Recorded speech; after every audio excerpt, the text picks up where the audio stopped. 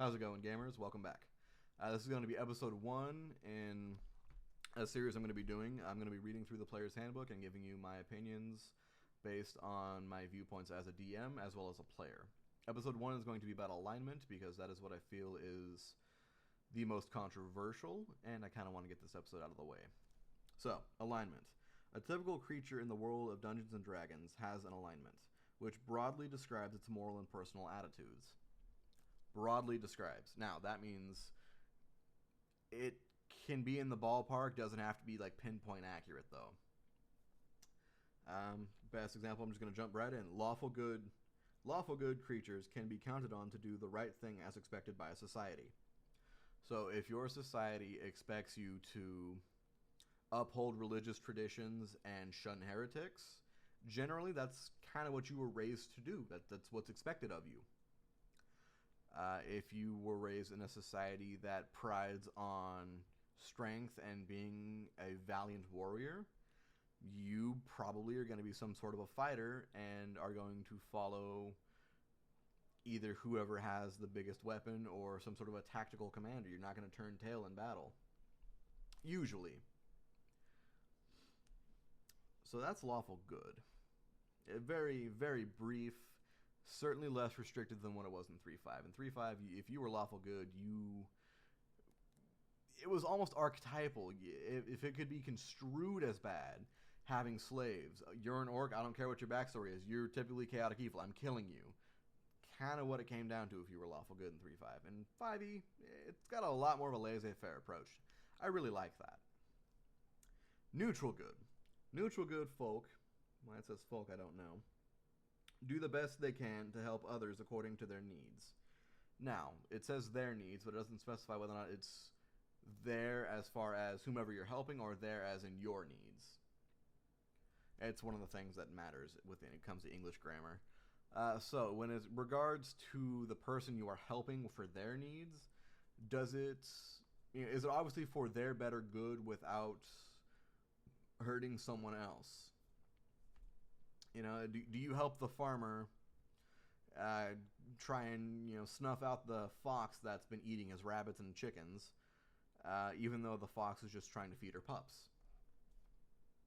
Neutral good. I mean, generally I find that most players will do that because the farmer needs to live too, and while yes, the fox is not doing this maliciously because most animals don't have that kind of thought process.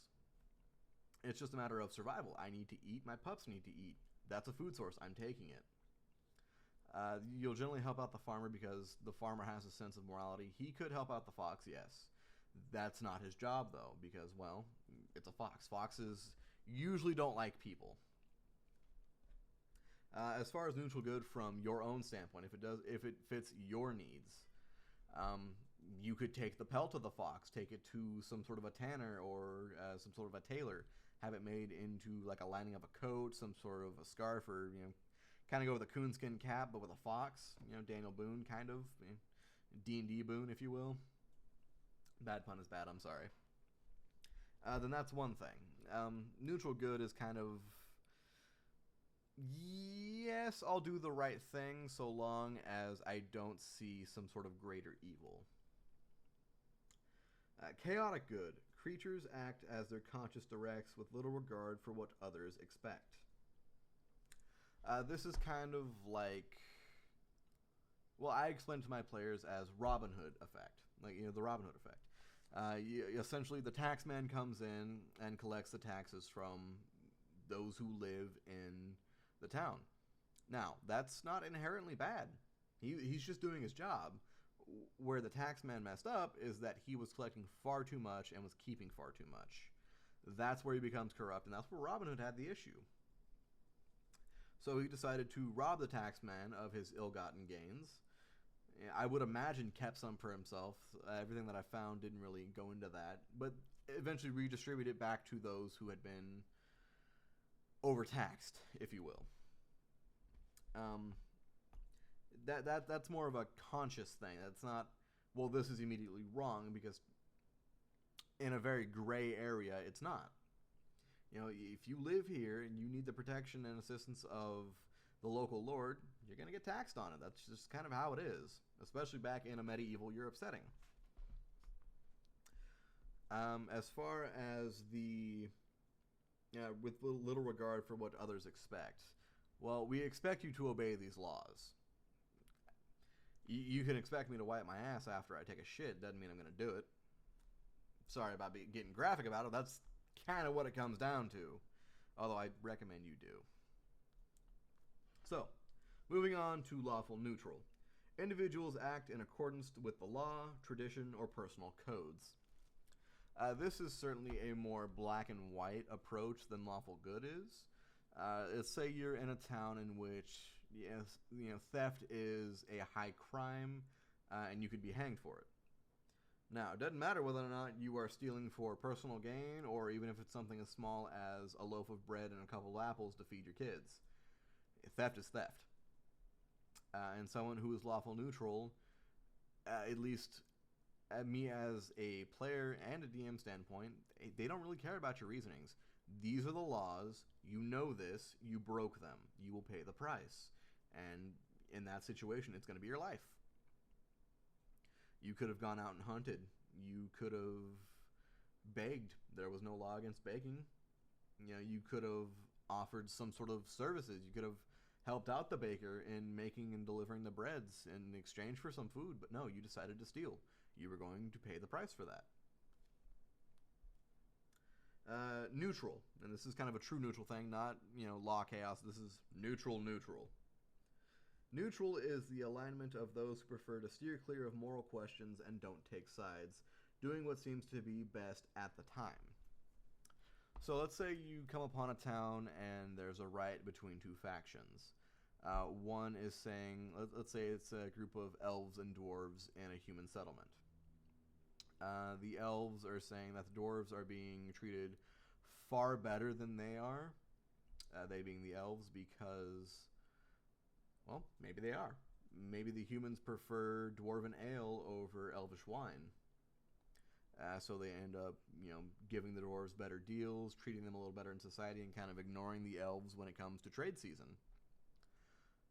Say the dwarves want to complain that they're not being given a fair price for their ale, not so much really caring about the elves, because, well, elvish wine compared to dwarven ale, at least to a dwarf, is there's no contest. Dwarven ale any day of the week.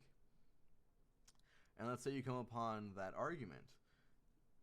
What seems best to your character at the time? Do you feel that elvish wine should be thought of a little better, and the elves themselves given more of a voice in society, or do you feel that this is the free market? Let the hand do what it's going to do. If your product is good enough, it'll be elevated by what people want.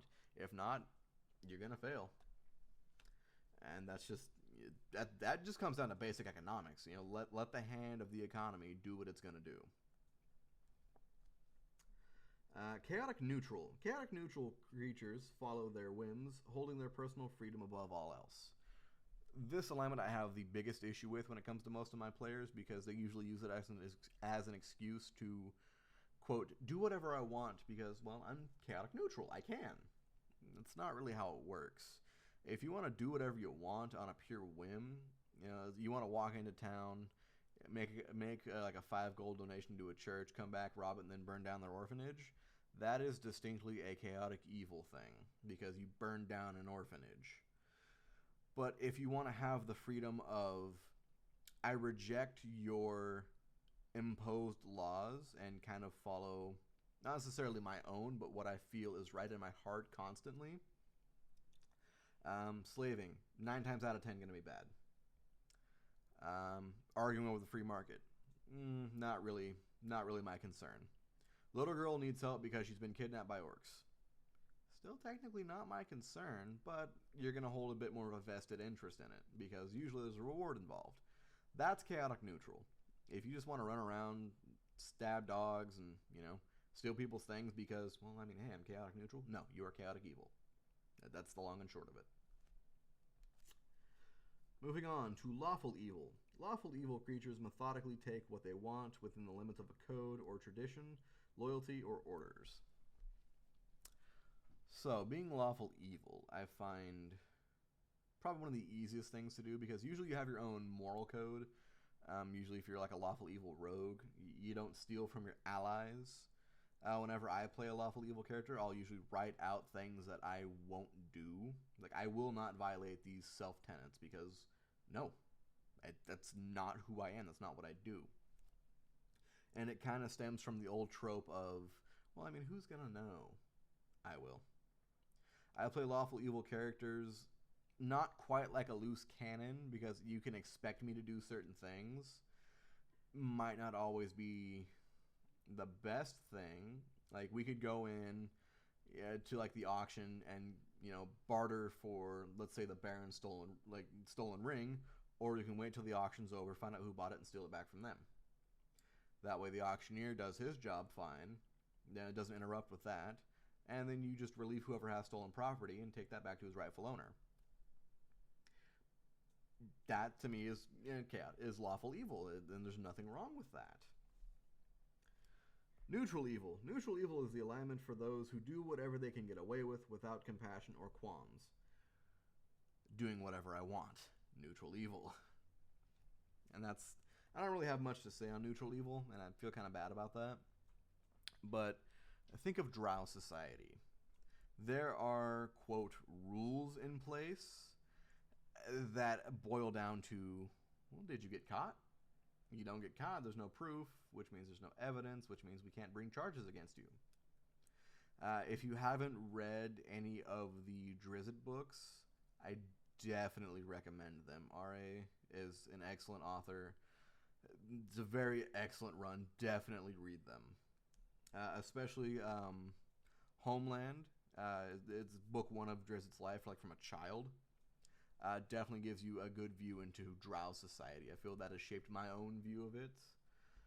And I love the Underdark campaign setting. I really do. I attach it to almost any one realm and or campaign setting that I run. There's always going to be a chance to go to the Underdark. And now we have chaotic evil.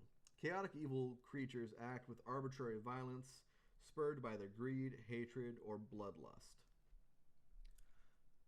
Doing what I want because I can get away with it. Damned if you do, damned if you don't. Oh, you saw me do it? Good luck proving it. Dead men tell no tales. Red dragons and orcs are often chaotic evil because, well, red dragons have the sheer power to be. Orcs do it because that's a half nature v nurture, and that's kind of what they were raised in, yes, but orcs are very brutish to begin with. They are a bloodlusting race. Kind of the reason why they are the quote-unquote main bad guy. As far as lower level campaigns, you can usually count on kobolds, gnomes, orcs. Sometimes, elves, and that's kind of a case by case basis. But usually, wait, no, not gnomes, goblins, orcs, and kobolds, not gnomes. Sometimes gnomes. Gnomes can be crafty, but usually goblins, orcs, and kobolds are your standard low level bad guys, and they're usually chaotic evil because it's kind of what they are. It's just kind of how the book runs them. That's the long and short of it. Alignment in the multiverse. For many thinking creatures, alignment is a moral choice. Humans, dwarves, elves, and other humanoid races can choose whether to follow the paths of good or evil, law or chaos. According to myth, the good-aligned gods who created these races gave them the free will to choose their moral paths, knowing that good without free will is slavery. And that just kind of gives a brief introduction to the pantheon of D&D. The good-aligned gods pretty much, there we go, have free will, because being good without the freedom to not be good boils down to slavery. The book says it quite clearly. You have the evil deities who created other races, though, made those races to serve them. Biggest example I can think of right now would be Loth, the Drow Spider Queen.